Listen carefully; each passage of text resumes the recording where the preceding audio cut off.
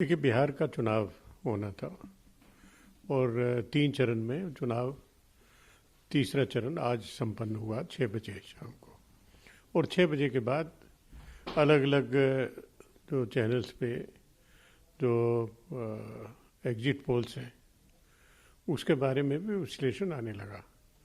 और जैसे कि अपेक्षा थी, जो लोग की जनभावना थी, जो उत्साह देखा जा रहा था जगह जगह पर, तो भारतीय जनता पार्टी लाख कोशिश उन्होंने की थी कि जो कोर इश्यूज हैं उनसे हटके पूरे नैरेटिव को शिफ्ट किया जाए। लेकिन बेरोजगारी है, भ्रष्टाचार है, किसानों के मुद्दे हैं, युवाओं के मुद्दे हैं, महिलाओं के मुद्दे हैं, यहाँ तक कि भ्रष्टाचार जो 15 साल नीतीश कुमार जी के शासनकाल में हुआ, तो पुल के पुल बह गए बरसात में, ये सब बड़े मुद्दे, लोकल इश्यूज वो हावी रहे। और जो लोगों में उत्साह जो देखने को मिला, तो उससे स्पष्ट था, जो आज एग्जिट पोल में भी दिखाया है, एनडीए के मुकाबले महागठबंधन को ज़्यादा बढ़त है। और लगभग जो मेजॉरिटी दिखाई है या मेजॉरिटी के पास दिखाए हैं, क्योंकि 122 मेजॉरिटी का मार्क है, तो 118 से लेके कुछ तक है, तो वो लगभग मेजॉरिटी की तरफ है। और प्रधानमंत्री जी हों या चीफ मिनिस्टर नीतीश कुमार जी हैं, वो पूरे चुनाव प्रचार के दौरान बैक फुट पर वो नज़र आए। और यहाँ तक कि उन्होंने कोशिश की, आखिरी दाव खेला भावनात्मक, कि ये उनका नीतीश कुमार जी का आखिरी चुनाव है, जब उनके ऊपर प्याज फेंकी गई, उनके खिलाफ, उनकी सभा में उनके खिलाफ नारे लगाए गए। और विचलित होकर, जो कि नीतीश कुमार जी का स्वभाव नहीं है, जो भाषा का इस्तेमाल किया, संयमित भाषा नहीं कही जा सकती। जिस प्रकार जब सवाल उठाए जा रहे थे, उनसे पूछा जा रहा था, तो अपना जवाब देने के बजाय अपना 15 साल से उससे पहले 15 के साल उसके बारे में चर्चा कर रहे थे। लोग मजाक उड़ा रहे थे कि पूछा आपसे जा रहा है और आप अपने कार्यकाल को छोड़ के उससे पहले पिछले 15 साल की चर्चा कर रहे हैं, तो ये कौन सी बेतुकी बात है। तो ये सब पूरा देखने को मिला। और उसी से पूरी तरह से स्पष्ट था कि किस प्रकार इनकी मीटिंगों में, प्रधानमंत्री जी की मीटिंग में पब्लिक आई थी, निष्क्रिय रूप से बैठी हुई दिखाई देती थी, जैसे कि उनको लेके आया है और उसके बाद जो ही प्रोग्राम ख़त्म होगा वापस चले जाएंगे। और राहुल गांधी जी की मीटिंग्स में, महागठबंधन की मीटिंग में, तेजस्वी यादव की मीटिंग्स में जो नौजवानों का उत्साह, जोश खरोश जो नज़र आता था, उसी का प्रतिबिंब आज एग्जिट पोल में है। और मैं समझता हूँ 10 तारीख को गिनती आएगी, जो एग्जिट पोल दिखाए हैं उससे बहुत बहुत बेहतर रिजल्ट आएंगे। देखिए, तमिलनाडु के नेता ने सही कहा है, कोई अपराधी है, न्यायालय के जुडिशियल कस्टडी में, जेल में है, और वहाँ से उसको रखा जाए, उनको रिलीज किया जाए, ये तो कोर्ट निर्धारित करेगी, तो कोर्ट निर्धारित करेगी। ये बहुत ही दुखद घटना है। हरियाणा विधानसभा ने एक बिल पास किया, एक सरपंच को, जनप्रतिनिधि को, उसके टर्म से पहले ही उनको हटाया जा सकता है। क्यों हटाएं? राजीव गांधी जी प्रधानमंत्री के रूप में वो संविधान में संशोधन करके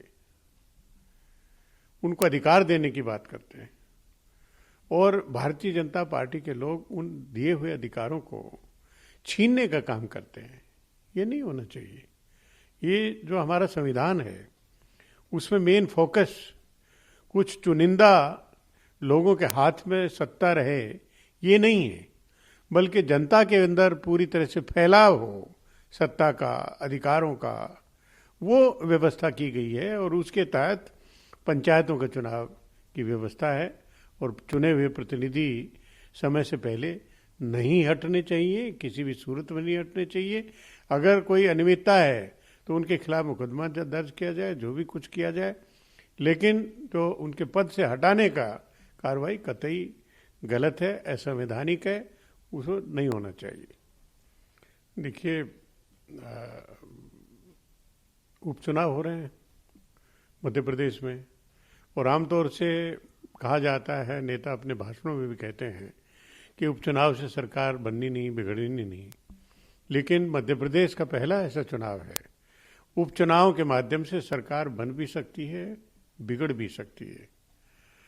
जो सरकार बनी हुई है उस पर बहुत कुछ निर्भर करेगा कि कितने लोग उनको चुन के आते हैं। अगर उनका इसमें उपचुनाव भारतीय जनता पार्टी हारती है तो वो सरकार नहीं रहेगी, शिवराज सिंह चौहान सरकार तत्काल गिर जाए। और जिस प्रकार जो चुनाव नतीजे एग्जिट पोल के आ रहे हैं बिहार में, लगभग उसी प्रकार के एग्जिट पोल्स के और जो अनुमान है वो मध्य प्रदेश के उपचुनाव में भी आ रहे हैं। और जिस तरह का उत्साह कांग्रेस पार्टी और महागठबंधन के पक्ष में बिहार में था, उसी तरह का उत्साह यहाँ पर मध्य प्रदेश में जहाँ जहाँ उपचुनाव हो रहे थे वहाँ पर कांग्रेस पार्टी के पक्ष में जगह जगह दिखाई दिया। और उसी को भांपते हुए भारतीय जनता पार्टी, वो मैनेजमेंट कह लीजिए या हॉर्स ट्रेडिंग कह लीजिए, खरीद फरोख्त कह लीजिए, वो उन्होंने शुरू कर दी। एक कांग्रेस के विधायक से इस्तीफा दिलाया है और वो कोशिश कर रहे हैं कि जैसे तैसे करके अगर उपचुनाव हारते भी हैं तो आगे और उपचुनाव करा दिए जाएं बेशक, लेकिन जैसे सरकार को बचाया जाए। और ये दुर्भाग्य की बात है, जो पहले